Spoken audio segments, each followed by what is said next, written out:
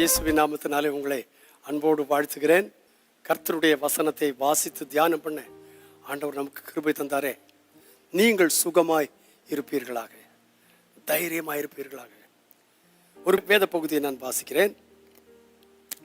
தானியேலின் புஸ்தகம் 1 அதிகாரம் 8 வசனத்தில் சொல்லியிருக்கிறது, தானியேல் ராஜாவின் போஜனத்தினாலும் அவர் பானம் பண்ணும் திராட்சை ரசத்தினாலும் தன்னை தீட்டுப்படுத்தலாகாதென்று தன் இருதயத்திலே தீர்மானம் பண்ணி கொண்டு தன்னை தீட்டுப்படுத்தாதபடி பிரதானிகளின் தலைவனிடத்தில் வேண்டிக் கொண்டான்.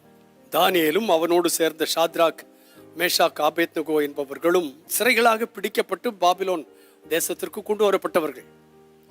ஆனால் ஞானம் கருத்தும் உடையவர்கள் என்று அவர்களை கண்டதினாலே அவர்களை எடுத்து தேசத்தில் அவளை உபயோகிக்க வேண்டும் என்று ராஜா விரும்பினார். ஆனால் அதற்கு முன்னதாக ராஜ போஜனத்தினால் அவர்கள் தங்களை திடப்படுத்திக் கொள்ள வேண்டும், ஆரோக்கியமாகிக் கொள்ள வேண்டும் என்று சொல்லி பிரதானியினுடைய கையிலே அவர்களை ஒப்படைத்தான். ஆனால் தேவ பிள்ளைகளாகிய இந்த 4 பேர்ல 4 பேருக்கும் அந்த தீர்மானம் உண்டு. ஆனால் தானியேல் அது தைரியமாய் சொன்னான், ராஜ போஜனத்தினால் என்னை தீட்டுப்படுத்திக் கொள்ள மாட்டேன். பிரதானி சொன்னான், ஐயோ அப்படி சொல்லாதீங்கப்பா, நீங்க இந்த போஜனத்தை சாப்பிடாட்டா நாளுக்கு நாள் மெலிஞ்சு போனீங்கன்னா மற்றவங்களுக்கு முன்னதாக உங்களை வச்சு பார்க்கும்போது ராஜா என்னை கொன்று போடுவார், என்னை தூக்கி போட்டுருவார் நல்லா சொல்லிட்டான். அப்போ தானியேல் சொன்னான், 10 நாள் சோதிச்சு பாருங்க, அவங்க சாப்பாட்டுக்கு எங்க சாப்பாட்டுக்கு ஒரு வித்தியாசத்தை கொடுங்க, எங்களுக்கு சாதாரணமான சாப்பாடு கொடுங்க.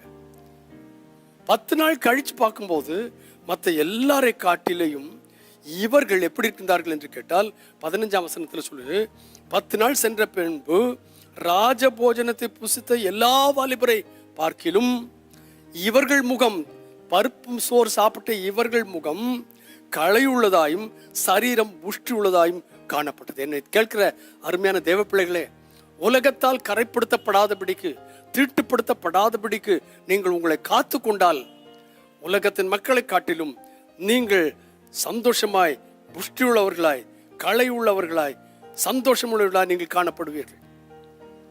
ஆகையினாலே அதை கண்ட பொழுது அவன் சொன்னபடியே அவர்களுக்கு அனுகிரகம் பண்ணினான். இந்த காலவெளியில் நான் சொல்கிறேன், உங்களை தீட்டுப்படுத்திக் கொள்ளாதபடி கர்த்தருடைய சன்னிதானத்தில் நீங்கள் உங்களை ஒப்பு கொடுத்தீர்களே, ஆனால் உலகத்தின் மக்களை காட்டிலும் நீங்கள் அழகாயிருப்பீர்கள், புஷ்டியாயிருப்பீர்கள், ஆரோக்கியமாயிருப்பீர்கள், மகிழ்ச்சியாயிருப்பீர்கள். அவர்களுக்கும் நமக்கும் வித்தியாசம் உண்டு என்பதை தேவன் வெளிப்படுத்தி காண்பிப்பார். எப்பொழுது? நீங்கள் உங்கள் பிரதிஷ்டையில நிற்கும் போது. அப்படிப்பட்ட ஒரு பிரதிஷ்டையை தேவன் இந்த காலை வேளையில உங்களுக்கு தருவாராக. பரிசுத்த பிதாவே, இயேசு கிறிஸ்துவின் நாமத்தினாலே உலகத்தினாலேயும் உலகத்தில் உள்ளவைகளினாலேயும் எங்களை தீட்டுப்படுத்திக் கொள்ளாதபடி ஆண்டவரே காத்துக்கொள்ள கிருபை தரணும். அப்படி செய்தால் அந்த உலகத்தில் உள்ள மக்களை காட்டிலும் நாங்கள் புஷ்டியாய், அழகாய், ஆரோக்கியமாய் இருப்போம் என்பதை உலகம் கண்டுகொள்ளட்டும். கர்த்தர் அதற்கு உதவி செய்வீராக. இயேசுவின் நாமத்தில் பிதாவே, ஆமென். கர்த்தாவே, இந்த வசனத்தை கேட்ட மக்கள் எல்லாரும் நீங்கள் இந்த வசனத்தின்படி நடவுங்கள். அதுக்கப்புறம் பாருங்க, கர்த்தர் உங்களை விசேஷமாக வைப்பாராக. God bless you. ஆமென்.